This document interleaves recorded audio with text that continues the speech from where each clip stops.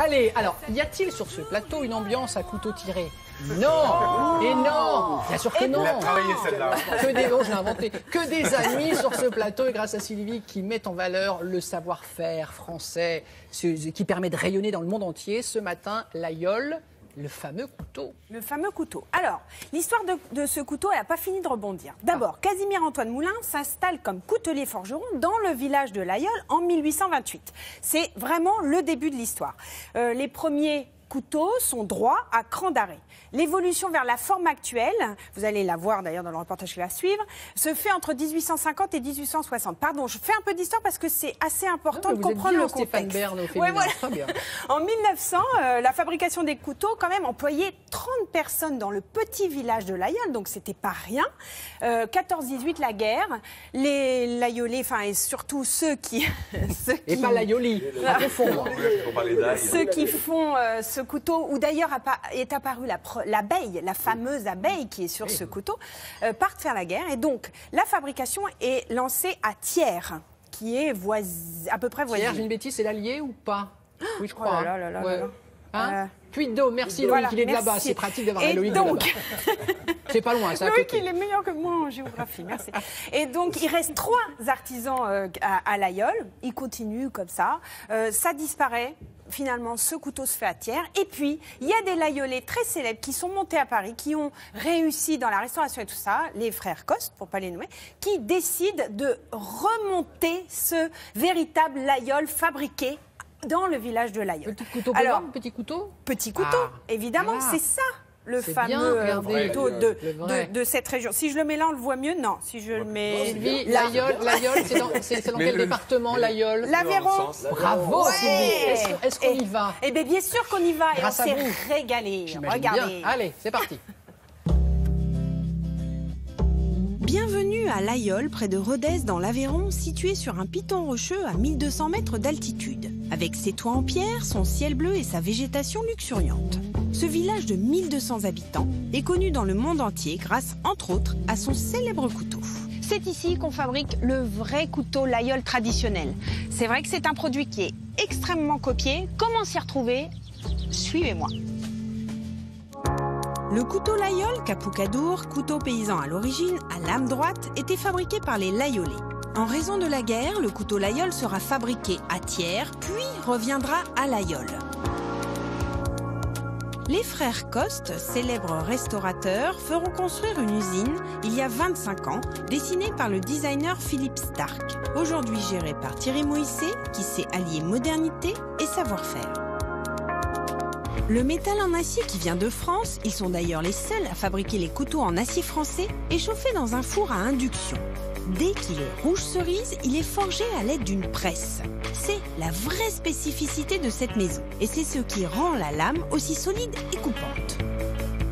Autre partie importante du couteau, la fabrication du manche, soit en bois, soit en résine ou en corne, et bien d'autres matériaux. Tout est possible dans cette manufacture. La signature du Laïeul, c'est sa fameuse abeille sur le haut du ressort. Et oui, cette partie s'appelle ressort.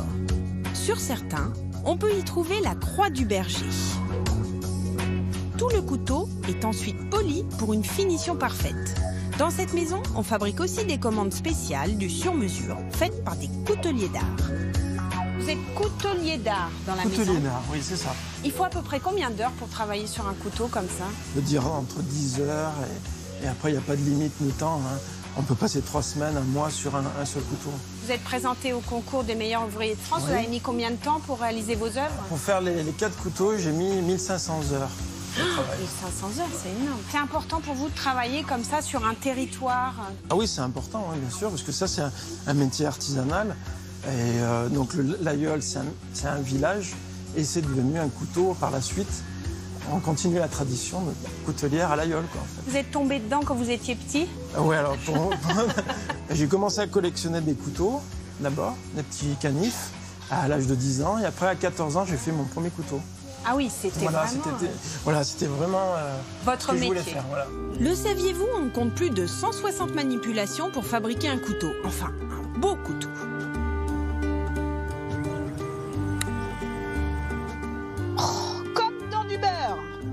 Ça coupe hyper bien, c'est normal. Lame en acier, français de bonne qualité. Et surtout, elle est forgée, cette lame, vous l'avez vu. Ben voilà, il n'y a pas de secret. Loïc, spécialiste géographie, nous a rejoint. Merci Loïc d'être là. Hein. Dans quelques instants, on va partir. C'est un bon endroit pour les couteaux et puis pour manger là-bas à l'Aveyron quand même. Hein. Oui. Évidemment. Donc on pourrait y aller ensemble. Sylvie, on en parle parce que demain est dimanche, journée du patrimoine. Donc on vous dit tout dans quelques instants, vous pourrez visiter. Mais Vous pourrez visiter cette forge de l'Aïeul. c'est pour ça qu'on vous en parle. Comment reconnaître un bon couteau? Ça, c'est important. Alors, il y a des contrefaçons. Hein. Bien sûr.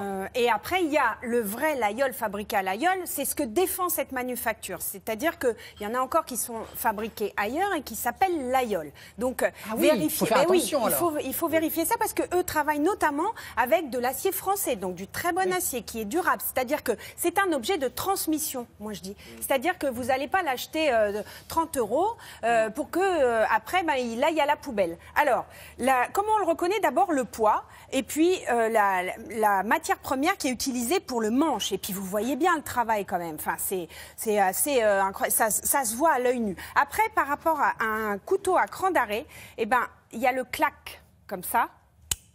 Voilà. Ah, quand ça fait clac, oui, c'est bon. Et en même temps, il y a une retenue, c'est-à-dire que ça ne se fait pas facilement, c'est-à-dire qu'il n'y a pas d'accident non plus quand on plie le couteau, parce que ça, c'est important. La lame, elle est vraiment tenue, il y a un ressort, c'est bien fait, il y a tout, c'est forgé, forgé en plus dans la manufacture. Toutes les étapes sont faites à l'intérieur de la manufacture. Pareil, les manches, sont des beaux matériaux. Voilà, c'est ce qui fait la force de cette manufacture. Et tiens, un objet qui vient de faire, c'est avec le toujours patrimoine, on le disait, sable du Mont-Saint-Michel. Voilà. Ils ont travaillé en collaboration avec également un grand lieu patrimonial français. Merci. Donc voilà, Sylvie. Donc demain, visite dans le cadre des Journées du patrimoine? Oui, visite toute la journée. Pas dimanche. Ils se reposent, hein, dis donc, ils travaillent comme des brutes. Ces gens-là, quand même. Bah oui, merci, c'était très intéressant, Sylvie.